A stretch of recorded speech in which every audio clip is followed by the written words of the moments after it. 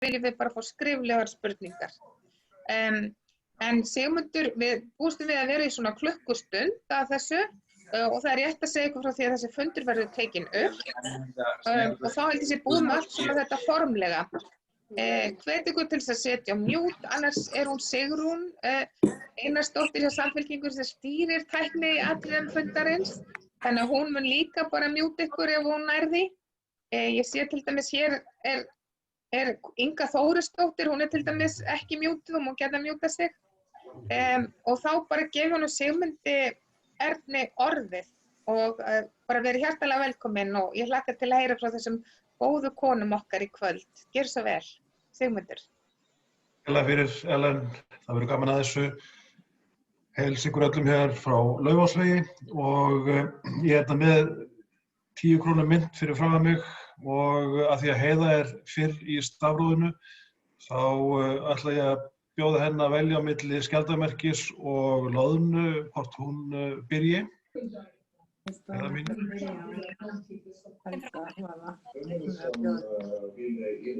Heiða Björg, heyrðu í mér? Ég heyri þér. Já, hvort viltu skjaldarmerki eða loðnuna? Loðnuna, og þá kostum við upp. Ég seti mig í mynd. Það er loðnan sem kom upp og þá þýðir það að þú byrjar á því að segja svona aðeins frá þér hvað þú ert búin að vera að gera, hvert þú stefnir og hver þú ert og hvað erindi þú hefur í pólitík. Þú hefur 3 mínútur. Gjörðu svo vel, Heiða Björg. Já, takk fyrir það. Gaman að fá að vera með ykkur í kvöld.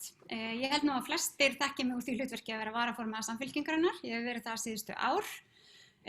Ég kom inn í Samfylkingunni gegnum kvennahreyfinguna sem aktíviskur feministi.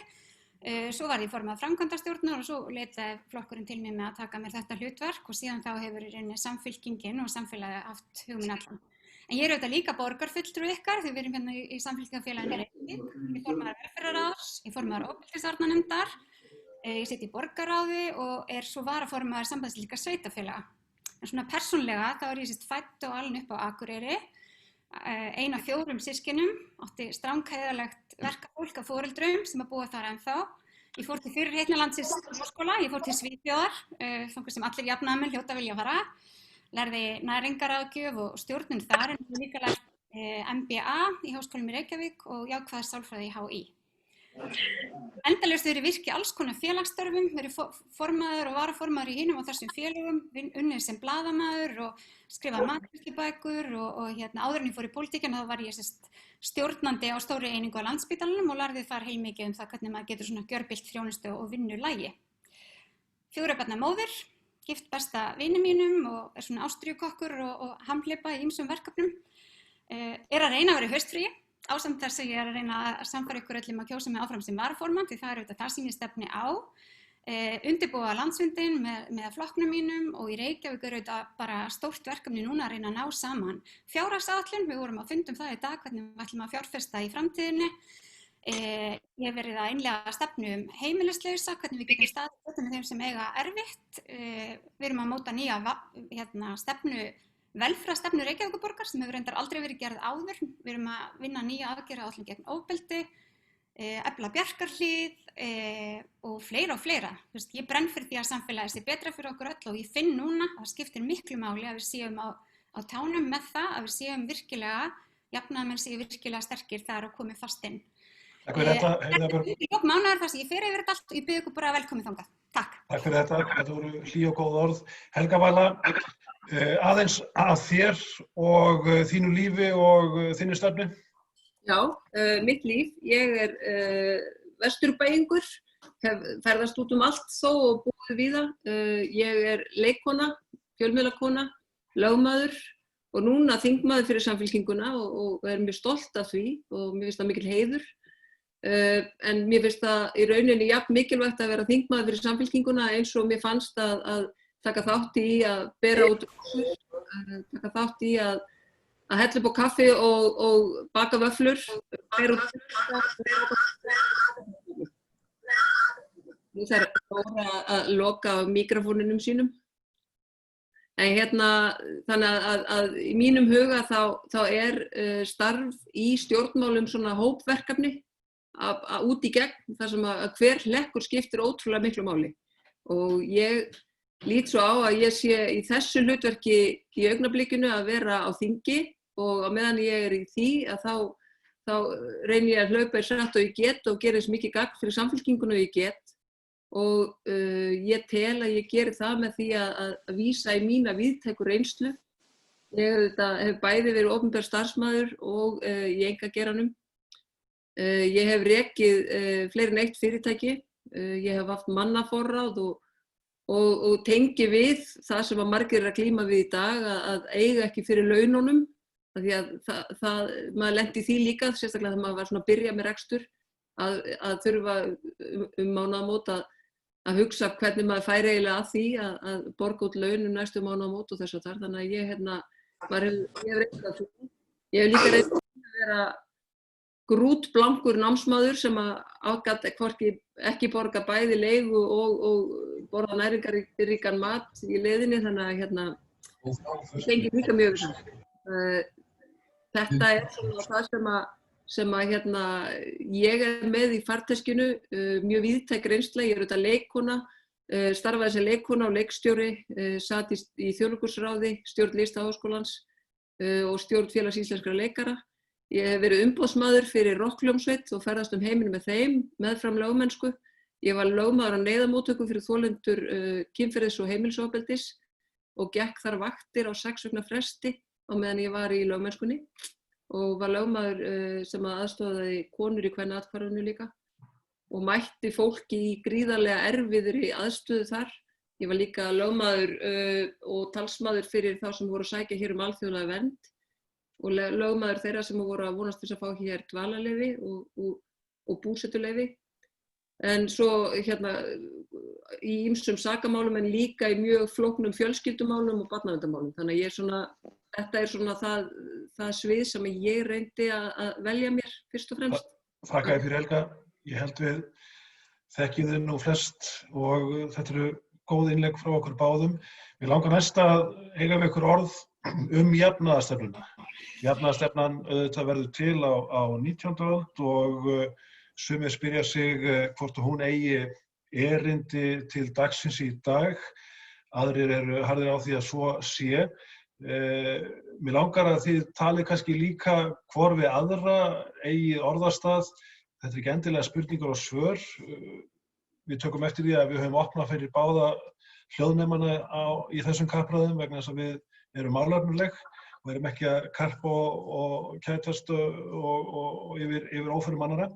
Heiða Björg, jafnaðarstefnan, hún sígild? Já, jafnaðarstefnan sígild. Í rauninni jafnaðarstefnan í grunninn mannréttindastefna. Fólk sem að reis upp og krafðist þess að geta átt lífsamandi líf, að geta lifað átt fyrir nauðþurftum og geta átt mat fyrir börnin sín og síðar mennta sig og kvenréttindi og ég sé alltaf jafnaðarstefnuna og jafnaðarhreyfinguna sem svona mannréttindastefnu og við berjumst fyrir mannréttindum fólks, við berjumst fyrir kvenfrelsi, jafnrétti, réttindum fatlaðra, aldraðra, hinsegin fólks og allra jaðarsettra hópa og við tökum alla með og mér finnst að þetta Heiða Björg, af hverju hefur það þá átt undir högg að sækja? Frjálshyggjan kom fram, menn hafa verið vinstra megin við jafnaðarmennskuna, miðflokkur, framsóknarflokkur og svo framvegis. Af hverju hefur ekki notið yfirburðahylli á þessari öld og svona seinni part síðustu aldar? Já, við reyndar, ég nú í þessu alþjóðlega samstarfi fyrir Samfylkinguna og hef lært mikið af því og ég held að það sé mjög mikilvægt fyrir jafnaðarmannaflokka að staðna aldrei og vera alltaf að endurnýja sig. Það eru nýjar áskoranir sem fylgja nýjum tímum og þau kalla á ný viðbrögð og nýjar tillögur og nýjar hugmyndir en þær byggja alltaf á þessum gömlu grunnskildum jafnaðarstefnunnar frelsi sérhvers manns í samfélagi þar sem allir standa saman og finnst það mikilvægt að standa saman. Og ég held kannski að margir jafnaðarmannaflokkar annars vegar fóru að verja einhver gömul kerfi sem að þeir komu upp sannarlega fyrir 100 árum og 80 árum og voru frábær en í staðinn fyrir einhvern veginn að halda áfram að þróa þau, þá vildu þau svo þána. Og ég held að það sé mjög mikilvægt horfa til þess, lengi vel voru það bara jafnaðarmenn sem töluðu fyrir jöfnuði. Núna eru það háskólarnir, fólki sem að rannsaka, alþjóða heilbrigðismálastofnunin, Sameinuðu þjóðirnar. Nú eru allir að tala um það að jöfnuður það sem skiptir máli og ef það sannar ekki fyrir okkur að jafnaðarstefnan hefur staðist tímann tönn, þá veit ég ekki hvað ætti að gera það. Takk fyrir þetta, Helga Vala.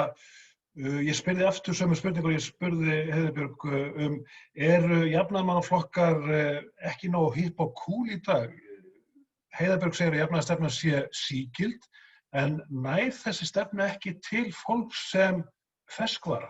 Ég held reyndar að það sé að breytast aftur, sundur. Ég held að og maður finnur það svolítið líka bara á okkur í Samfylkingunni, það kom rosa kraftur inn núna með ungum jafnaðarmönnum og við höfum fundið að þingflokknum frá því að þetta kjörtímabil hófst. Þetta var svona frekar einmannaleg boð, til dæmis þegar það var verið að bjóða fulltrúum frá sambandi sveitarfélaga eða bændasamtökunum og bændaþingi, þá var ekkert sérstaklega smart að koma til okkar í Samfylkingunni, en þetta hefur breyst mjög mikið á þessu kjörtímabili og þannig að mér finnst bæði það og líka allt það fólk sem vill koma til starfa með okkur og að hafa samband við okkur í þingflokknum, að maður finnur það mjög sterkt að það aftur orðið í lagi. Auðvitað hefur það áhrif að þessi stefna, hún bæði mjög jákvæð. Það tengja mjög margir við þessa stefnu og það sem hefur gerst auðvitað að það ekki lengur bara 4 flokkar hér starfandi eða 4+1 kannski, heldur eru þeir 8 og verða kannski 12 í næstu kosningum. Eru ofmargir jafnaðarmannaflokkar? Nei, eru þeir einhvern tímann ofmargir? Ég held að við ættum kannski að hugsa bara líka við í Samfylkingunni, við þurfum líka að hugsa örlítið breiðar. Við þurfum aftur að þora að horfa á þessa jafnaðarstefnu sem ekki einhverja þrönga kennisetningu, heldur einmitt þetta snýst lífið okkar, þetta snýst þennan djúpa jöfnuð sem að allur almenningur tengir svo við. Það þessi jöfnuður, þessi efnahagslegi jöfnuður, þessi félagslegi jöfnuður, kynjajöfnuður eða kynjajafnrétti eða jafnrétti kynþátta, kynhneigðar, kynvitundar, hvað sem og svo framvegis og svo framvegis. Og ég held líka núna á tímum hamfaralínunar að þá verði þetta ennþá mikilvægara því við finnum misskiptinguna, hvernig hún getur aukist á þessum tímum. Þannig að ég held að... Já, takk fyrir þetta, Helga. Já, takk fyrir þetta. Heiðbjörg, á sama tíma og vísindi og fræðimenn sýna fram á að jafnaðarmennskan býr til bestu samfélögin, þá dúkka upp popúlistar sem hrífa til sín fylgi á síðustu tímum og ryðja burt hefðbundum jafnaðarmannaflokkum. Hvað þetta að gera í þessari stöðu? Jú, þetta einmitt það sem að félagar okkur alla Evrópu hafa verið að spyrja sig og hafa lent í. Ég held að það sem við að gera í þessari stöðu ekki að elta þá, ekki að verða populísk, ekki að fara að svara í sömu mynt. Við bara vera við, hrein og tær, jafnaðarmenn sem að trúum á það að allir að hafa tækifæri til að láta til sín taka í samfélaginu, allir að geta unnið, við búa til verðmæti og skipta þeim verðmætum sanngjarnt á milli fólks. Við höfum nú lengi talað um það í Samfylkingunni, að þjóðin að fá arðina af sameiginlegum auðlindum og við viljum stuðla að þessum launajöfnuði, að kvennastéttir dragist ekki aftur úr, að það sé gott að vinna alls staðar. Ég held að ef við bara tölum nógu vel og fallega það sem líka við höfum gert, það var náðust gríðarlega stór framfaraskref í íslensku samfélagi sem að hafa verið út af jafnaðarstefnunni. Flest reyndar í gegnum verkalýðshreyfinguna, en það eru auðvitað okkur sönnu bandamenn, það verkalýðshreyfingin. Baráttan fyrir mannréttindum og femínísk samtök hafa þetta líka komið þar, en ég meina þetta eru samherjar okkar sem við eigum að vinna með og við eigum ekki að reyna að oftrompa þau, við eigum bara að tala hreint og fallega fyrir því að við viljum að það séu jöfn tækifæri, að fólk hafi jöfn tækifæri til sín taka, en það þarf líka að vera raunverulega tækifæri til þess að nýta þau. Við vitum að góð fjárfesting að fjárfesta í kerfunum, við erum ekki trættu að tala fyrir opinberu kerfi, af því við vitum að það að fjárfesta í velferðarkerfi, heilbrigðiskerfi, menntun, þetta góð fjárfesting og þetta undirstaða þess að hér geti verið hagvöxtur og atvinna.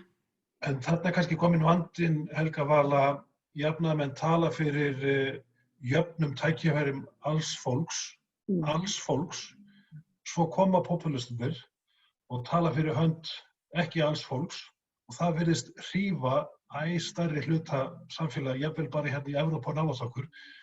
Þarna eru konar andstæður, jafnaðarmennska og popúlismi sem gerir ekki ráð fyrir öllum. Já, veistu, ég held að lykillinn að þessu og lykillinn og ráðið við þessu séu sterkir fjölmiðlar. Af því að ég held að með meiri upplýsingu og meiri menntun og meiri þekkingu að þá munum við koma í veg fyrir að þessi öfl nái að ráða hér. En getur jafnaðarmennskan keppt þetta niður? Ég held að við gerum það ekki með offorsi og ég held að við gerum það ekki með illsku eða fari stríð. Af því að það nærir popúlistana þegar að allt verður brjálað. Ég held að við gerum það miklu frekar með kærleikanum og með því að svona, já, einhvern veginn reyna að láta skynsemina án þess að vera of dauf, af því að við þurfum auðvitað að mótmæla því þegar að það er meiðandi orðræða og þetta fer út í einhvern skurð. Ég meina, við höfum alveg oft orðið vitni að því að þá segir maður bara nei, svona gerum við ekki, en við þurfum samt sem áður að forðast það í lengstu lög að láta alla athyglina snúa stundina litla hóp sem að ætlar einhvern veginn að ráða öllu í þessum popúlíska tilgangi. Og maður sér bara eins og til dæmis í Bandaríkjunum núna hvernig þetta er að birtast og maður sér þetta víða. Við sjáum þetta líka hjá okkur. Það er bara í hvert skipti sem að ákveðin stjórnmálamaður á Íslandi sem er formaður í ákveðinu stjórnmálaflokki opnar munnin, að það hlaupa allir til. Hvað var hann að segja? Af því þetta er ákveðin tækni. En ég held að við erum ekki að reyna að forðast að veita þessu ómiklu athygli. En östu til eitthvað beggja, þarna er komin þessi einnar lausnarpólitík sem veður uppi á okkar tímum. Heiða Björg, hvernig getur jafnaðarmennskan unnið gegn þessari einnar lausnarpólitík vegna þess að svoleiðis pólitík virkar kannski í núinu en ekki til hins langa tíma? Já, ég held kannski að lausnin liggi einmitt því. Það kannski virkar í núinu og þú segir eitthvað smelli sem að fær fólk til þess að trúa þér og kjósa þig, en ég held að jafnaðarflokkarnir, ef við erum bara hrein og tær í þeirri stefnu sem að við erum að boða, ef við framkvæmum eins og við segjum, ég held að það sé líka mikilvægt að maður sé sannur og sýni, eins og við erum að reyna að gera í Reykjavík, við erum að reyna að sýna, við erum jafnaðarmenn, við erum að stjórna með þeim gildum. Ég held til dæmis eins og bara í Danmörku og Svíþjóð, ég held að félagar okkar þar séu alveg, þau eru eins og í Danmörku, flokkurinn þar komst ekki í ríkisstjórn núna, hann er að minnka. Við eigum bara að vera við, tala fyrir jafnaðarmennskunni og tala fyrir því og kannski láta þetta trufla okkur minna. Við höfum sannarlega populista líka í borgarstjórn sem við fylgjumst vel með og stjórna oft umræðinni. En það er ekki það sem stjórnar því hvað er gert. Það eru við jafnaðarmenn og við erum að stuðla því að samfélagið sé betra fyrir alla og ég held að ef að fólk trúir okkur og sér okkur ekki alltaf í þessum slag og ekki alltaf í að tala fyrir einhverjum litlum efnum, heldur að tala fyrir stóru málefnum og hvernig samfélagið okkur getur verið sanngjarnt fyrir alla og hvernig við ætlum að reyna að breyta kerfunum þannig að sé þannig, þá held ég að fólk geti aftur svona komið til okkur. Ég segi það sama og Helga Vala sagði, ég finn mjög mikið fyrir því að fólk er að koma til liðs við okkur, bæði nýjir aðilar og líka gamlir félagar og mér finnst það frábært og ég held að sé bæði af því að við erum með öflugan þingflokk en líka af því að við erum að sýna það þar sem við erum að stjórna, við erum að stjórna þessu jafnaðarmenn. Björg, ég veit þín Helga Vala, sko ef Donald Trump væri hérna með okkur, hann myndi segja að Samfylkingin væri döll. Já, ég held að hundleiðilegur flokkur. Ég er ekki viss að það sé allir sammála því og ég finn ekki fyrir því að ég sé gagnrýnd fyrir að vera döll í framsetningu. Ég held að það sé einmitt minn styrkleiki, frekar en hitt, að ég þori að takast á við pólitíska andstæðinga og tala íslensku hreint út og er hvergi bangin í því. Þannig að ég held að og stefnan okkar, af því að þú sagði sko þeir koma með eina skýra lausn en við einhvern veginn erum að tala um jöfnuð fyrir alla, þá verð ég að vekja athygli ykkar allra á því að við í Samfylkingunni, í þingflokki Samfylkingarinnar, höfum komið fram með mjög skýra stefnu hvernig við sjáum að við getum farið út úr þessari kreppu sem það er núna á meðan að aðrir hafa ekki verið að koma með neitt slíkt og það sko bara síst af öllum miðflokkurinn sem að kemur bara ekki með neinar hugmyndir hvernig þeir leggja til að ég að gera þetta, eða þau. Og heldur ekki hinir stjórnarandstöðuflokkarnir. Við erum bara að sýna mjög skýr skilaboð Svona myndum við gera þetta og ég held að þetta muni bera árangur. Og við erum mjög stolt af þessari vinnu. Við lögðum mikið í þetta, en við erum ekki hægt, við erum að halda áfram í þessu í vetur til þess að sýna að við meinum það sem við erum að segja. Takk fyrir þetta, Helga Vala og Heiða Björg.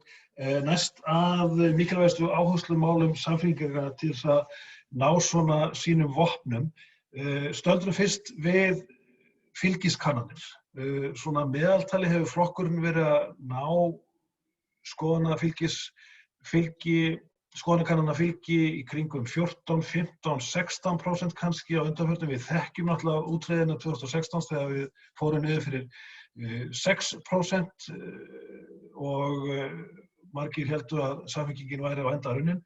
En þetta viðunandi og af hverju flokkurinn ennþá í skoðanakönnum svona vel og ítrekað undir 20%? Einhver einföld skýring á þessu, Heiða Björg, að þú byrjar? Já, ég myndi að sjálfsögðu vilja sjá Samfylkinguna mælast hærra þegar við erum að mæla styrk hennar til þings.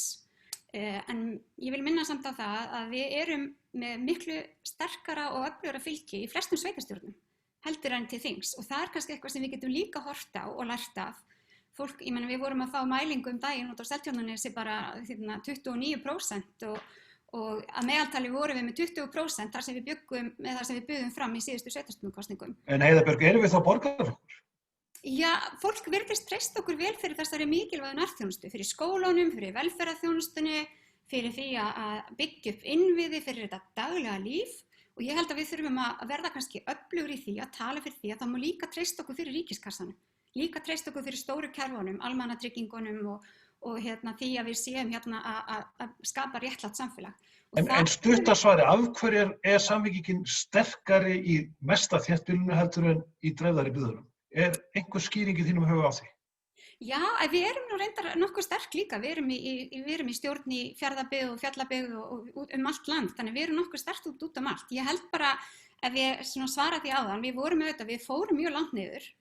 Við ákveðum að taka okkur saman þegar við Logi komum saman og hann hefur verið okkar talsmaður og mér finnst í rauninni árangurinn á ekki lengri tíma vera frábær. Við eigum að setja markið hærra, við getum náð lengra. En þá þurfum við að vera samstillt og samtaka. Við megum ekki fara í það að vera með einhver innanflokks átök. Við megum bara vinna saman að því að boða jafnaðarstefnuna okkar góða málstað. Þá ég sannfærð það að við getum náð miklu meira fylgi. En á hverju segir að ítrekkaða skoðanakannir undir 20% sé frábær árangur? Nei, ég var nú að meina miðað við hvernig það var þegar við komum inn við Logi á sínum tíma. Þá var nú oft talað að Logi væri útfararstjóri Samfylkingarinnar og fólk bað mig með tárin í augunum að taka það af mér að vera varaformaður vegna þess að útlitið væri ekki bjart. Og við getum ekki annað en verið sátt við þann árangur sem við höfum náð þó að við ætlum okkur lengra. Og ég held að það sé alltaf mikilvægt líka fyrir okkur sem fólk og hreyfingu. Þetta gott samfélag sem Samfylkingin það fólk búið að leggja á sig ótrúlega vinnu. Við höfum ekki starfsmann til að byrja með. Það voru sjálfboðaliðar sem sáum heimasíðuna, senda út fréttabréf, gefa ráð, þetta var mikið þrekvirki sem Samfylkingin vann. Við erum að mælast núna, ekki eins átt og við viljum, en með hvað við náðum langt frá þessum lægsta punkti, þá alveg sannfærð að við getum náð hærra. Takk fyrir þetta, Helga Vala. Af hverju flokkurinn ekki að ná upp fyrir 20% í skoðanakönnum misseri eftir misseri? Heyrðu, við erum að tala algjörlega breytt landslag. Við getum ekki alveg ætlast til þess að við verðum aftur kannski 30% flokkur vegna þess að... Af hverju ekki? Mér finnst frábært að stefna þangað og ég algjörlega á því að við eigum að stefna mjög hátt. En ef við til dæmis horfum á Sjálfstæðisflokki sem var og yfir 40%, þá hann núna í svona 22-23 og jafnvel hefur farið undir 20% á kjörtímabilinu. Þannig að þegar við erum með 10-12 stjórnmálaflokka þá eðlilega dreifist þetta svolítið. 15 og upp í 18%, við höfum verið að vaxa allt kjörtímabilið í þinginu og við horfum og erum að rýna þetta mjög vel í þingflokknum. Við fáum mjög svona góðar tölur og greiningar á þessu. En ég bara mjög metnaðarfull og ég vil að við verðum með 3 þingmenn í kjördæmunum hérna á höfuðborgarsvæðinu allavega og bara sem helst sem víðast eftir næstu kosningar og þannig munum við ná völdunum hérna, því að ég held að það skipti bara öllu máli. Og hvernig gerum við? En Helga, er Samfylkingin að breytast í borgarflokk vegna þess að hún er sterkust í vestaþéttbýlinu? Já, sko, Samfylkingin er alþjóðasinnaður flokkur. Hann er á vissan hátt borgarflokkur. Hann er það. Hann er, sko, þrátt fyrir að við séum líka sterk allt í kringum landið og í dreifðum byggðum, en þá er, sko, stefnan okkar, hún hefur alla tíð verið svolítið svoleiðis. Af því að við tölum mjög sterkt inn í verkalýðshreyfinguna og fylgjum henni sterkt, við höfum tengst henni vel alltaf og jafnaðarmenn hafa gert það alltaf. Þannig að og svona höfum verið sterk í borginni, auðvitað bara alltaf, ég meina frá því bara Reykjavíkurlistinn var til, þannig að þess vegna hefur það verið þannig. Og ég held að við eigum ekki að skammast okkur fyrir það að vera sterk og tala fyrir borginu okkar og fyrir þessu svæði, en það þýðir ekki að við horfum ekki á alla landsbyggðina af því að það er nákvæmlega það sem við stöndum fyrir. En mér langar aðeins að tala um þetta, hvernig gerum við okkur sterkari. Ég vil að Logi taki við lyklunum í stjórnarráðinu. Og það segi ég vegna þess að hann er alveg ótrúlega mikill svona sáttamiðlari og að fylgjast með henni á þingi þegar við erum koma þinglokum og það þarf að fara að semja, að þá er það hann sem nær að leiða saman stjórn og stjórnarandstöðu. Og ég held að skipti bara öllu máli fyrir land og þjóð. Þannig að það er verkefni framöndan. Takk fyrir þetta. Örstutt þetta meira vegna þess að eins og við töluðum þá hefur flokkum fjölgað og það eru fleiri að bítast kjósendur og fastafylgi er meira og minna farið. Heiða Björg, sko, hvert hefur fylgi Samfylkingarinnar sem var með hátt í 30% fylgi í kosningunum eins og við þekkjum 2009. Hvert hefur það farið? Er þetta Viðreisn, ekkert endilega VG? Hvert hefur það farið? Já, við höfum auðvitað spurt okkur þessar spurningar og svo sem reynda að rannsaka það. Ég held að fólk sjáu auðvitað, sko, það er mikið af okkar stefnu VG, stefnu Pírata og jafnvel Viðreisnar sem er svipuð grunnhugsun en mismunandi áherslur. Er þetta helsta ógn flokksins? Nei, ég held að þetta getur líka verið helsta tækifæri flokksins, af því þá eru þarna flokkar sem eru svona í grunninn sammála okkur.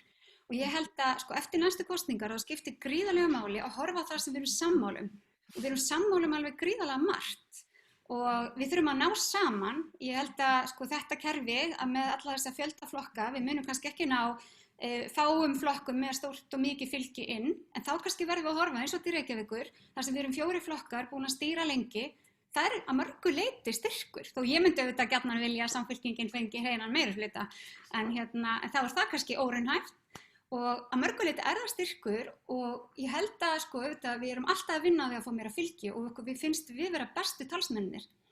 En það eru mismunandi áherslur og þetta er fólk sem við getum unnið með, þetta er fólk sem er sammála okkur kannski meginlínur og við erum að vinna úr því eftir kosningar. Því að þannig munum við komast til valda líka í stjórnarheimilinu. Takk fyrir þetta, Helga Vala. Sko, eru orðnar ofmargar samfylkingar í pólitíkinni? Heiða Björg nefndi Pírata, ég sagði Viðreisn. Er þetta færist yfir aðra flokka? Já, ég meina þessi flokkar hafa tekið upp stefnu Samfylkingarinnar einn af öðrum og þau ganga meira sér það langt að þau eru að flytja gömul mál frá okkur. Það hefur verið svona samkomulag að þú biður leyfi að þú ætlar að fara að hirða upp þingmál frá þingmönnum annarra flokka. En við höfum lent í þessu bæði varðandi Pírata og Viðreisn.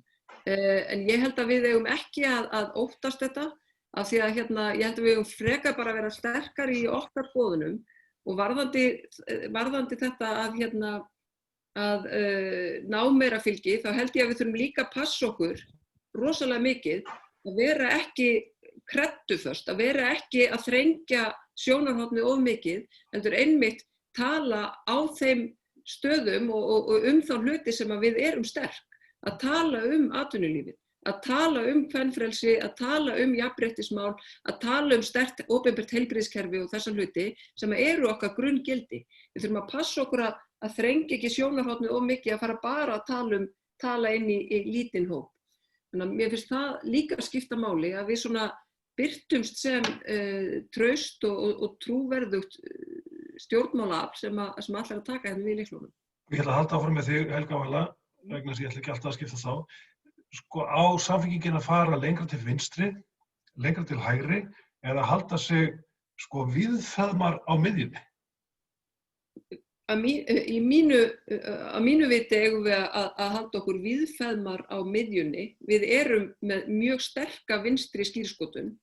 Við erum ekki með sterka hægri skírskotun, það alveg ljóst. En við erum líka með svona sterka miðju skírskotun. Og mér finnst að við þurfum að passa okkur að fara ekki í öfgar, af því að við verðum stærri ef við erum umburðarleindari líka inn á við, líka inn í flokknum. Við tölum skýrt en ég meina vinstri kjarnin okkar eru þetta sterkastur, en við erum líka með hóp sem að kalla sig frjálslynda jafnaðarmenn og stundum tala þessir hópar ekki saman, en við verðum að þola að skiptast á skoðunum hvert við annað. Takk fyrir þetta. Heiða Björg, sko flokkurinn hefur sveiflast. Sko flokksmenn hafa stundum sagt hann að fara aðeins langt til vinstri, hann aðeins að fara langt til hægri. Við þekkjum alltaf samstjórnina með Sjálfstæðisflokknum 2007 til 2009. Við þekkjum samstjórnina með Vinstri grænum 2009 til 2013 og vel að merkja flokkurinn hefur verið 7 ár utan ríkisstjórnar. Er hann að flökta? Er hann alltaf að leita sjálfur sér? Við erum auðvitað alltaf að leita bestu lausnunum hverju sinni og það kannski eðlilegt að þar sé að finna einhvers staðar á þessu spektrumi sem að við störfum á. Við erum alltaf sannarlega til vinstri. Við erum miðja og vinstra megin við miðju og mér finnst við eigum að vera þar og við eigum að vera stolt af því að vera þar og mér finnst við eigum að tala sannarlega breitt og vítt það hvernig við ætlum að breyta samfélaginu. Alls ekki festa okkur í litlum málum, heldur vera að tala stóru málin þar sem skiptir fólk mestu máli og ég kannski saknaði stundum pínu að við tölum meir Evrópusambandi, að við tölum meir auðlindagjaldið, sjálfbæra samfélagi, hvernig við ætlum að ná því, menntun fyrir alla, að við séum að tala þessi stóru mál og til dæmis eins og núna ferðaþjónustan, það brennur á fólki, hvernig ætlum við að endur þessa ferðaþjónustuna sem var hérna bara stærsta atvinnugreinin. Og þarna eigum við að vera að tala og tala í það sem verið að gerast á hverju sinni og við eigum ótrúlega mikið af flottu fólki í Samfylkingunni. Það fólk sem mjög róttækt og það líka fólk sem kannski örlítið hægra megin við miðju, en Samfylkingin á að vera þannig staður að við getum öll komið saman. Og ég er svo sannfærð það að þegar fólk kemur saman með mismunandi bakgrunn, með mismunandi skoðanir, með mismunandi örlítið nálgun, en jafnaðarmenn í hjartanu, eins og við erum öll, að þá kom alltaf fram bestu lausnirnar. Ég ætla að grípa aðeins þetta inn í vegna þess að sko þetta hefur verið vandi Samfylkingar kannski á undanliðnum áratug. Þegar hann talar of mikið til atvinnulífsins, þá þykir hann á hægrisinnaður. Þegar hann talar of mikið til verkalýðshreyfingar, þá hefur hann þótt of róttækur á vinstrisinnaður. Þarna kominn vandinn? Ég held ekki að það sé vandi og ég held sko fáir hafa meiri áhuga á atvinnulífinu en verkalýðshreyfingin. Við eigum bara að leiða þessa hópa saman og við eigum að tala þetta saman. Þetta okkar allra hagur.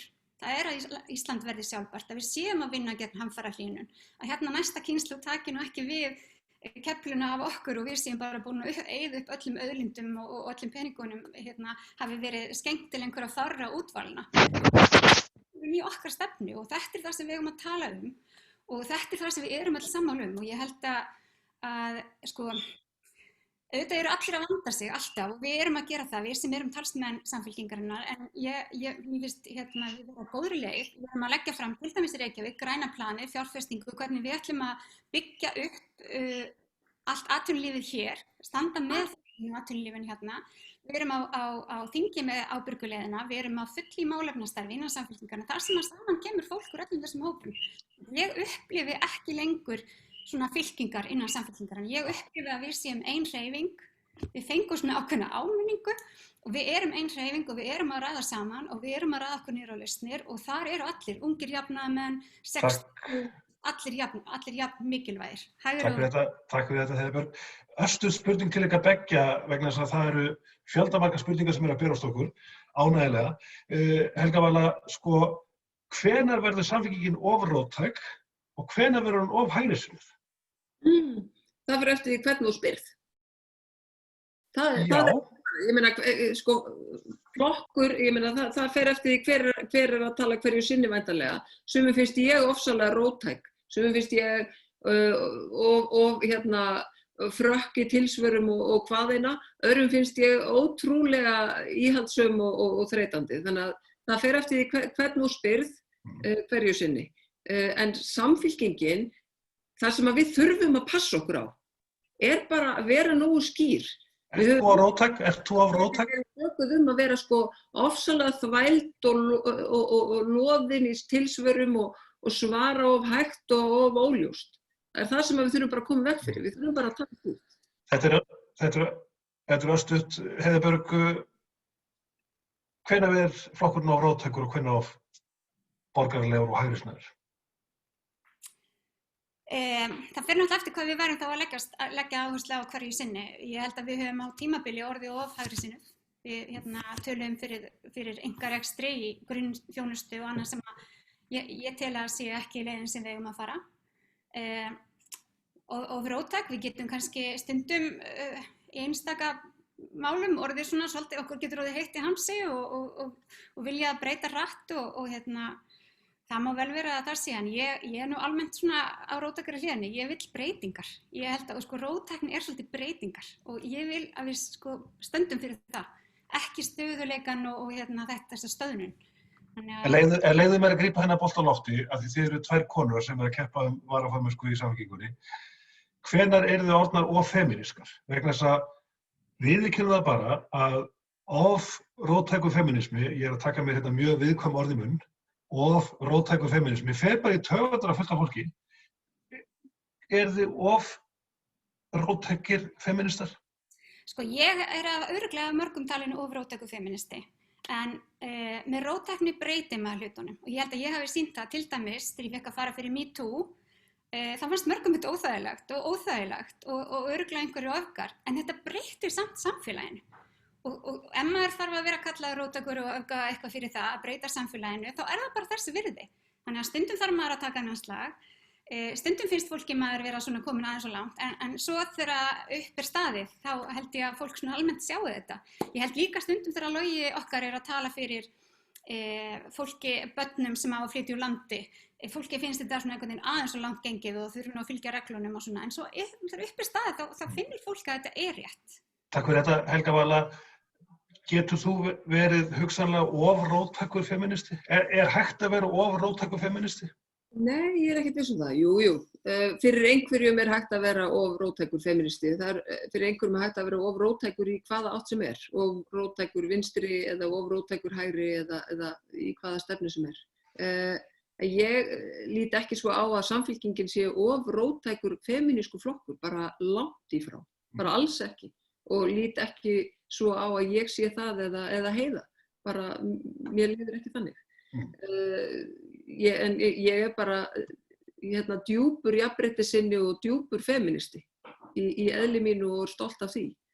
En þú veist, meðalhófið er líka gott í þessu eins og öðru. Ég meina, það eru margar stefnur. Það fer að koma að spurningum utan úr bæ og við skulum kannski áður en að þeim kemur fá ykkar sýn á hlutverk varaformanns Samfylkingarinnar. Heiða Björg, er það augljóst að varaformaður Samfylkingarinnar á að halda innra starf? Má hann ekki vera á einhvern hátt leiðtogi í pólitískri stefnu? Á hann að halda sér til hlés? Nei, alls ekki. Varaformaður alls ekki að halda sér til hlés. Það væri skrítið hlutverk. Hins vegar er það þannig að formaðurinn er hinn svona kosni talsmaður flokksins út af við. Og fyrst eftir að ég og Logi tókum við þá var það bara mjög mikilvægt að hann fengi það svið óskoraður. Hann var frekar nýr í stjórnmálum, hann kominn inn á þing og tiltölulega óþekktur á þeim tíma. Þannig lögðu við þetta upp að hann væri andlitið okkar út af við, talsmaður stefnunar sem að hann gerir meistralega vel og ég taki meira innra starfið og horfði inn á við. Auðvitað er formaðurinn leiðtogi flokksins, varaformaðurinn á að fylgja hans svona, stefnu, maður svo segir, en auðvitað það alltaf flokkurinn sem mótar stefnuna og varaformaður fer fremstur í flokki þar. Ég hef haldið utan þetta málefnastarf sem hefur verið í gangi í Samfylkingunni ásamt þeim frábæru einstaklingum sem tóku að sér að stýra þeim hópum sem þar hafa verið að störfum. Við höfum verið með alls konar nefndir og hópa sem hafa verið að skoða hitt og þetta. Þarna á varaformaðurinn auðvitað að vera sterkur og hlusta á fólk. Ég ger mikið að hitta fólk, hlusta, koma, miðla, tengja saman fólk, vera í sambandi við sveitarstjórnarfólkið, tengja þau saman sem að fást í svipaða hluti á sama tíma. Ég held að hlutverk varaformanns er kannski ekki endilega það sýnilegasta en það er gríðarlega mikilvægt. Takk fyrir þetta, Helga Vala. Hver er þín sýn á varaformennsku í Samfylkingunni? Á þetta að vera hægri hönd formannsins? Ég held að hlutverk varaformannsins sé bæði út á við og inn á við. Ég lít svo á að með sterkri forystu út á við, samstíga forystu út á við sem talar einum rómi, varandi þau verkefni sem framundan eru, að þá muni það skila Samfylkingunni meiri árangri. Ég lít svo á að það skipti máli að vera með kröftuga forystu út af við líka. Og það er kannski þess vegna líka sem að ég bauð mig fram í þetta verkefni, að því að ég hef orðið þess áskynja að það heyrist í mér. Fjölmiðlar hafa áhuga á að spyrja mig út í hinn og þessa hluti, að vilja vita hvað ég er að hugsa varðandi hinn ýmsu pólitísku mál og þannig berst rödd okkar í Samfylkingunni út til almennings og það skiptir mjög miklu máli. Takk fyrir þetta. Östutt, tími flýgur. Hlutverk varaformannsins er gríðarlega mikilvægt inn á við og það er kannski þar sem maður aðeins staldra við af því að það er því miður sum félögin okkar út á landi, þau eru of veikbyggða og mættu vera miklu kröftugri og sama má segja málefnastarfið af því það veltur rosalega mikið á bara elju formannsins í hverri málefnanefnd fyrir sig, hversu öflugt starfið er og mig langar til þess að byggja upp þetta og efla þetta lýðræðislega starf inn í flokknum sem er gríðarlega mikilvægt. Það er bara máli að við finnum öll að við skiptum máli í starfi. Takk fyrir þetta, Helga Vala. Það eru fjöldamargar spurningar sem hafa borist utan úr bæ, blessunarlega, mikill áhugi á þessum fundi sem er vel. 30 sekúndur það bil á mann við hverja spurningu sem er framöndan, vegna þær eru svo margar.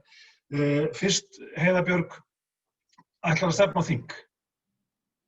Nei, ég stefni ekki á þing. Mér hefur fundist mjög mikilvægt að varaformaðurinn sé einmitt á sveitarstjórnarstiginu. Ég minna á það að við erum með fleiri kjörna fulltrúa á sveitarstjórnarstigi. Það eru fleiri meira að segja kjörnir fulltrúar í Ráðhúsi Reykjavíkur heldur en á þingi sem að vinna fullan daginn alltaf í stjórnmálum.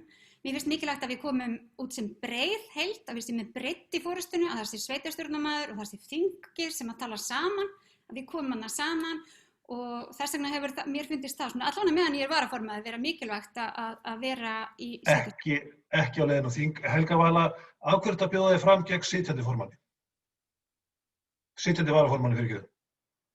Maður er nú ekki að bjóða sig fram gegn einhverjum, við erum bara lýðræðislegur flokkur og eins og ég sagði í byrjun, ég lít á stjórnmál sem hópverkefni og þá skiptumst við á að vera í einhverjum hlutverkum hverju sinni. Eins og ég sagði þá hef ég hellt upp á kaffi og ég hef borið út rósir og bæklinga og ég hef verið í málefnastarfi og ég er að bjóða mig fram í þetta vegna þess að við erum að fara í einhverja mikilvægustu þingkosningar sem Samfylkingin hefur verið í. Það komu til mín fjölmargir sem að litu svo á að forystan gæti verið sterkari. Þá er ég ekki að halla orði á Heiðu sem varaformann neitt slíkt, heldur bara lít svo á að ég með mínum krafti, hugrekki og svona samtakamætti geti komið okkur inn í stjórnarráðið. Er sterkara Helga Vala varaformann sé innan þings? Allir flokkar sem eru á þingi eru með formann og varaformann innan þings. Er það sterkara? Já, ég tel að það sé sterkara. Ég held að þetta verkefni sem við erum að fara í, sem eru þingkosningarnar, sem eru þetta mikilvægar, þá held ég að það skiptir mjög miklu máli að því að fókusinn í samfélaginu, athygli í samfélaginu verður meira og minna á þinginu næstu mánuði hvort sem okkur líkar það betur eða verð. Leifum Heiðbjörg að svara fyrir þetta. Er það sterkara að varaformaður sé utan þings í sterkusta vígi flokksins í borgarstjórn Reykjavíkur?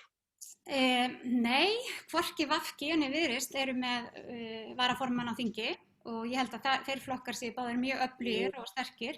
Mér finnst mjög mikilvægt að, þó varaformaður VG sé vissulega ráðherra núna, mér finnst mjög mikilvægt að hafa öfluga þingmenn sem eru duglegir að koma sér á framfæri, duglegir að fara í fjölmiðla, tala okkar máli. Mér finnst ekki að þeir þingmenn þurfi endilega að vera varaformenn. Hlutverk varaformanns er vítt og breitt.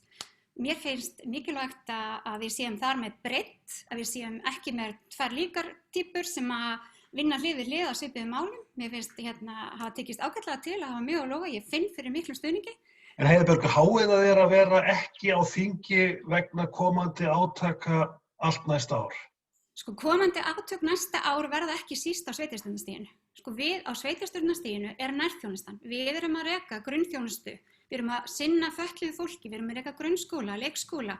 Við erum að taka utan þetta fólk sem er að missa vinnuna, þessar 20.000 sem er að missa vinnuna.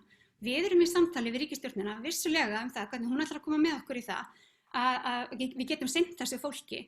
En sko, pólitíkin núna á næstunni, hún mun ekki bara snúast þingið. Hún mun sko sannarlega að vera á sveitarstjórnarstiginu allt land og þar þurfum að vera öflug og sterk og þar finnst mér við Logi hafa ágætum takt í því að þetta er mikilvægur, þetta er 1/3 af hinu opinbera. Helmingur af allinni opinberri fjárfestingu er á sveitarstjórnarstiginu. Takk fyrir þetta, Heiðbjörg, takk fyrir þetta.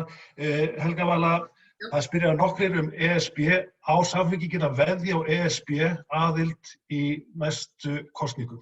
Já, ef við getum þokað okkur áfram á því, þá klárlega eigum við að gera það. Við erum Evrópusinnaði flokkur og við eigum að bera það undir þjóðina hvort við höldum ekki áfram þeim leiðangri sem við hófum. Mér finnst það mjög mikilvægt. Er það vænlegt til árangurs? Þegar við horfum á krónuna sunka enn meira, þá eigum við að sjálfsögðu að bera það undir þjóðina. Er það líklegt til árangurs? Já, ég meina það, af hverju ekki? Við hljótum alltaf að reyna að hámarka okkar hagsmuni ef að þessi rannsókn leiðir til þess og sýnir það að þeim er betur borgið innan Evrópusambandsins, þá eigum við að sjálfsögðu að spyrja því. Heiðbjörg, sumir segja að Samfylkingin sé feimin við sín eigin mál og nefna til dæmis Evrópusambandið. Er það svo? Nei, við erum kannski ekki feimin við það, en ég get alveg verið tekið undir það að mér finnst Evrópusambandið svolítið hafa gleymst og ég hefði kannski viljað að við værum örlítið kröftugri þar, til dæmis á þingi, að töluðum fyrir því að við gengjum í Evrópusambandið. Mér finnst kannski aðeins hafa eftirlátið Viðreisn að tala fyrir þessi mikilvæga máli. Af hverju hefur flokkurinn ekki, sumir segja mitt að Viðreisn hafi stolið þessu af Samfylkingunni? Af hverju hefur það gerst? Það getur náttúrulega ekki stólið svo sem afmannin einu. Maður verður bara að vera talsmaður fyrir það og trúverðugur og þá lítur fólk til manns. Ég held að Viðreisn sá bara að þarna var gott mál og þau keyra á þetta og það er bara gott, við erum komið liðsauka í það. En Samfylkingin á sannarlega að tala fyrir þessu. Þetta er eitt af því sem við trúum og þetta er kjaramál fyrir okkur almenning. Þetta er ekki bara eitthvað svona alþjóðaviðskipti og hvernig peningarnir okkar líti út. Og við sjáum það núna þegar gengi er að falla og maturinn er að hækka 20% og fólk er að lækka í launum. Við höfum í rauninni ekki efni á því almenningur að hafa þessa krónu og ég held að við höfum að tala meira það.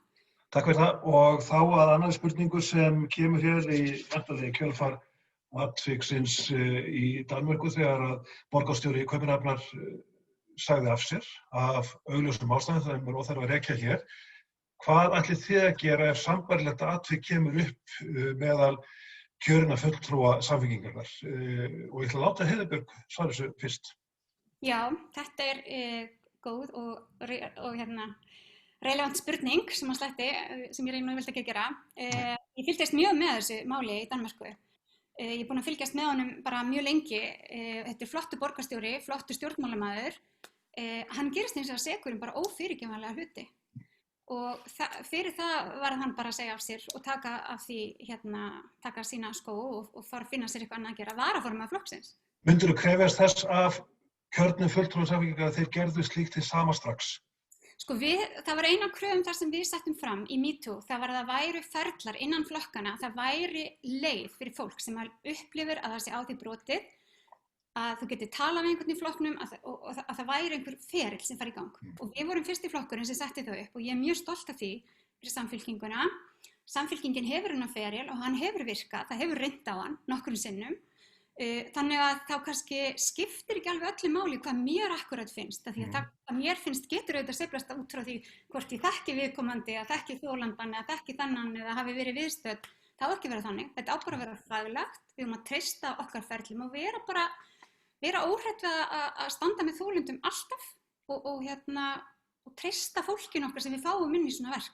Takk fyrir þetta, Helga Vala. Erum við á Íslandi þegar komið með það sterka verkferla í þessum erfiðu málum að við getum sagt sér svo farðu núna? Nei, við höfum ekki verið með svo góða verkferla og erum ekki því miður. Ef að ræða sakamál þá á þetta að vísa viðkomandi strax til lögreglu. En hvernig myndir þú beita þér ef svona mál kemur upp? Hérna fæ ég að halda áfram. Varðandi það sem gerist í Danmörku, þá sáum við nú að Mette Frederiksen byrjaði því að lýsa yfir fullum stuðningi við þennan ágæta borgarstjóra. En það var svo bara algjör bylgja eftir það og hann fer. Hins vegar erum við með mjög flott verkferla inn í okkar flokki og ef að við höfum valið að hafa það þannig, þá verðum við líka að gefa því tækifæri til þess að koma með niðurstöðu og við virðum hana. Þetta rosalega viðkvæmt mál. Þetta eru alltaf viðkvæm mál. Við sjáum líka viðbrögðin þegar við erum ósátt við til dæmis dóma í héraðsdómum eða Hæstarétti eða Landsrétti. Þegar mann svíður niðurstaðan því mann finnst þess að þessi grimmilega brotið á brotaþolum sem að við stöndum alltaf með. En einhvern veginn þá verðum maður samt að hugsa bara hvernig ætlum við að láta þetta virka ef við ætlum að ryðjast yfir það kerfi sem búið að einhvern veginn búa til. Þetta bara rosalega flókið og ég hef fylgst með svo óteljandi málum í minni gömlu vinnu af þessu toga að ég get ekki sagt að það sé eitthvað svart-hvítt í þessu annað en það að við stöndum með brotaþolum. Það það sem við verðum að gera. Allt. Takk fyrir þetta, Helga Vala. Það var bara viðbóðsjóndir. Já, östuð. Hvað myndir þið gera? Við getum auðvitað breytt rétt út frá okkur. Við getum sagt hvað við myndum gera ef við myndum brjóta á öðru fólki. Við getum ekki borið ábyrgð á hvað annað fólk gerir. Akkurat. Ég ekki heiða. Mér finnst það einhvern veginn ósanngjarnt að stilla því þannig upp. Að við berum ábyrgð á einhverjum út í bæ. Akkurat. En þá var næstu spurningu, sumir innan Samfylkingarinnar segja að flokkurinn að leggja umfram allt áherslu á loftslagsmál. Við sjáum það bæði sem fréttamenn og bara almenningur að flokkurinn hefur verið að færast í það átt á undanförnum misserum. Hversu sterk á þessi pólitík að vera inn í komandi kosningar að þínu mati, Helga Vala, á þetta að taka yfir önnur mál, á þetta að vera aðalmálið? Við nefndum þetta áðan ESB, við höfum nefnt menntamálin, heilbrigðismálin á undanförnum árum, en á þetta að vera á oddinum? Já, þetta alltumlíkjandi. Loftslagsmálin En á þetta að vera á oddinum? Já, ég meina, þetta á oddinum. Við komumst ekki hjá því að hafa þetta á oddinum, en þetta fer inn í allt kerfið okkar. Þetta fer inn í efnahagsmálin, atvinnulífið, jafnréttismálin, jöfnuð, varðandi búsetu í heiminum, alþjóðamálin, allt. En á flokkurinn að veðja á þetta mál? Á flokkurinn að veðja á þetta mál í næstu kosningum? Þetta eitt af stærstu málunum sem við erum að takast á við. Og það bara þannig, og það ekki bara hjá okkur, það hjá öllum kjósendum. Og við sjáum það bara í þeim könnunum sem við höfum farið í þingflokkurinn að þetta langstærsta mál. Heiða Björg, ertu sammála? Á þetta að vera á oddinum? Á þetta yfirgnæfa önnur mál? Já, nei, ég held að þetta verði ekki stærsta málið í næstu kosningum. Ég held að stærsta málið verði hvernig við ætlum að komast út úr COVID-krísunni. Hvernig við ætlum að byggja upp samfélagið, hvernig við ætlum að standa saman í gegnum þetta. Við verðum að koma í veg fyrir að þessi krísa, þessi kreppa sem við erum í núna, að hún skili meiri ójöfnuði, bakslagi í mannréttindabaráttu eða fátækt. Það stóra málið, en auðvitað erum við alltaf með loftslagsmálin með. Og þegar við erum að byggja upp nýtt samfélag, nýjan strúktúr, nýtt atvinnulíf, þá erum við að horfa. Þegar við horfum á hvernig við viljum fá ferðaþjónustuna byggjast upp, þá horfum við á hvernig við viljum gera hana þannig að hún sé sjálfbær. Þannig að loftslagsmálin þannig við séum að vinna því samfélagi sem við viljum sjá, en ekki að því samfélagi kannski sem var. Þannig ég held að það sé mjög, mjög mikilvægt, en ég held að það sem mun liggja á fólki það lítur þannig út, það eru 20.000 manns atvinnulausir núna, það fullt af fólki sem búið að missa stóran hluta af framfærslu sinni, námsmenn, listamenn, fólk sem veitingahús, hárgreiðslufólk, allir eru að horfa á þetta núna og ég held að þetta sé stóra hluti. Hvernig ætlum við að sjá til þess að samfélagið sé réttlátt? Hvernig ætlum við að gera þetta réttlátt út úr þessu? Og hvernig ætlum við að gera það líka réttlátt gagnvart jörðinni og næstu kynslóðum? Og hvernig ætlum við að koma í veg fyrir þessa hamfaralínu. Þetta eitthvað sem við erum auðvitað að tala um græna plani í Reykjavík, þá erum við að tala um jöfnuðin líka. Þannig að við eigum að vera bara jöfnuður og loftslagsmál. Þetta eru alveg tveir svona lykilþættir sem að munu auðvitað að vera á oddinum hjá okkur. Heiða Björg, hvað gerist ef þú tapar? Hvað gerist? Hvernig myndu taka því? Þá fæ ég óskaplega mikið frítíma í dagbókinni minni. Ég veit ekki alveg hvað ég ætti að gera við það. En ætli ég myndi ekki bara hella mér í einhvern annan aktivisma. Mér finnst það mjög líklegt. Ég hef alltaf mikið að gera. Ég hef óbúslega gaman að vinna. Myndirðu hætta í flokknum? Mér finnst það mjög ólíklegt, ég myndi gera það. En ég get alveg sagt þér að ég hef alveg fengið alls konar tilboð það, hvað ég geti fengið að gera. En ég held ég vinni og ég held ég fái tækifæri til þess að fylgja eftir þessum málum og ég ætla bara að hugsa það þannig. Gott að heyra, en Helga Vala, hvað gerist ef þú tapar? Hversu mikill skellu verður það fyrir þig sem þingmann? Engin. Nei, þú veist, ég ætla bara að segja af hverju ég að þessu. Af því ég held að það sé sterkara fyrir samfylkinguna. Ég í pólitík af því ég held að það sé sterkara fyrir samfylkinguna. Ég lít ekki á þetta sem, ég ætla ekki að vera eins og Steingrímur J. Ég ætla ekki að vera á þingi eftir 50 ár. Ég að reyna að gera mitt besta til þess að láta stefnu samfylkingarinnar hljóma sem víðast og að við birtum sem trúverðugt afl til þess að stýra þessu landi. Það mitt eina mission, það eina markmið mitt. Að við bara hljómum sannfærandi og kraftmikil út af við. Takk fyrir þetta. Þetta snýst ekkert um mig. Og þess vegna finnst mér þessi spurning, ætlar að hætta í pólitík eða ætlar að hætta í flokknum, eins og spurðir, ég meina, auðvitað ekki. Heiða frábær stjórnmálamaður. Hún að gera frábæra hluti í borginni. Akkur átt hún að hætta í flokknum. Mér finnst þetta bara galin spurning. Ég bara að vísa til spurningar sem koma þetta fram. Við erum bara samherjar í pólitík og ég meina, við bara skiptumst á að vera hann eða ekki, þið vitið. Þetta bara Menn á hægt í pólitík fyrir minna, en gott og vel, það komið að því að þið flytjið áhorfendum örstutta tölu svona í lokin. Það líður að kosningu í byrjun næsta mánaðar og þið hafi verið rökfastar og málefnalegar. Þið hafi augljóslega ekki gripið fram í hvort fyrir annarri hér í þessum þætti og ekki verið með neitt skítkast, þetta verið málefnalegt og það hollt og gott fyrir hvaða flokk sem Heiða Björg byrjar.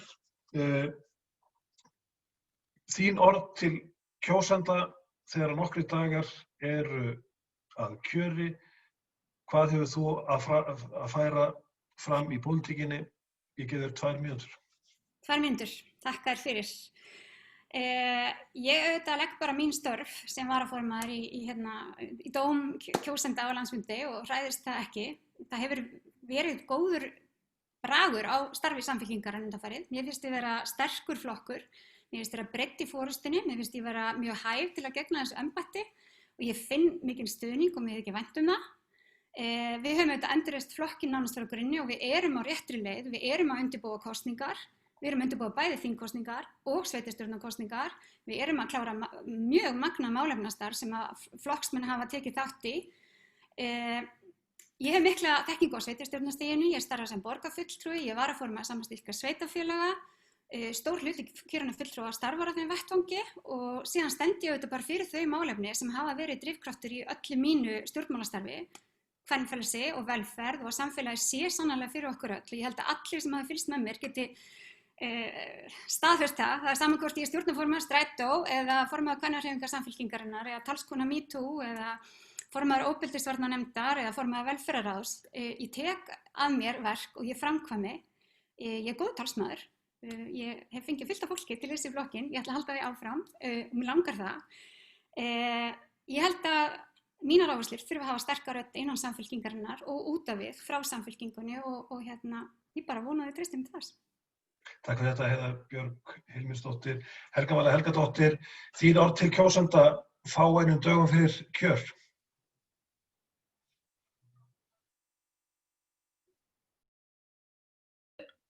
Þetta svo spennandi, fáeinum dögum fyrir kjör. Það nú ennþá 2 vikur, rúmar, til kosninga á þessum landsfundi.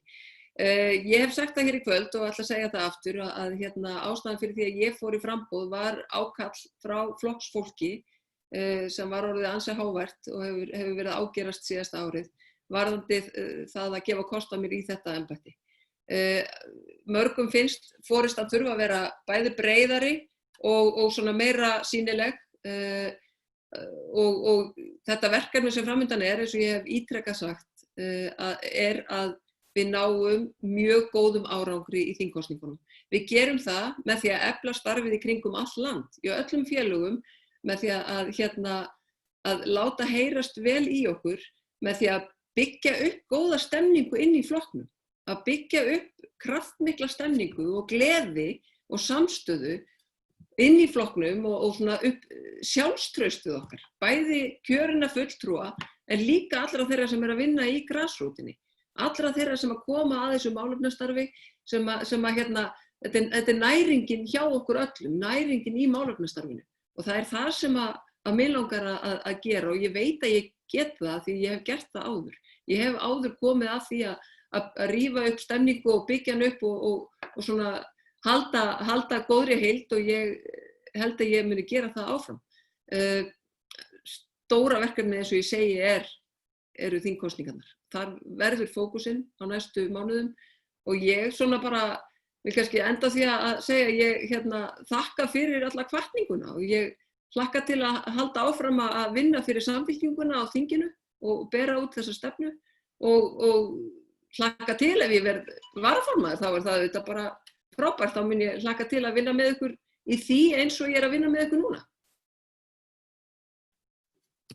Nú heyrist ekkert í Sigmundi. Ég ætlaði nú bara að segja takk fyrir þetta Helga Vala Helgadóttir og Heiða Björg Hilmisdóttir fyrir frábæran fund sem hefur verið málefnalegur, heiðarlegur og fólk hefur almennt haft það á orði sem hefur verið í samskiptum við okkur. Hann hefur farið mjög vel fram og flokknum til fyrirmyndar. Það góðs viti inn í komandi átök næsta vetrar og næsta vors. En gangi ykkur báðum sem allra best, þið hafi verið til fyrirmyndar og við þakkum fyrir okkur með nokkrum orðum frá Ellen Calvin. Já, mér langar til að þakka ykkur innilega Helga Vala og Heiða Björg, frábæri frambjóðendur og þetta verður lúxusvandamál. Ég heyrði einu félag okkur daginn, hann sagði að hann ætlaði að kasta tíkalli, en hann vissi ekki hvor hann ætti að velja. Takk Sigmundur fyrir frábæra fundarstjórn og gefa þér tíma til að vera með okkur í kvöld og takk stjórnarfólki Samfylkingarfélagi Reykjavík að láta þetta vera veruleika og þeir eru bara frábær. Ég hlakka til landsfundar. Tölum fallega við hvort annað, höfum jafnaðarmennskuna í forgrunni, jafnrétti, jafnræði og frelsi fyrir alla. Takk, góða nótt og lifið heil. Góða nótt. Ellen. Bless.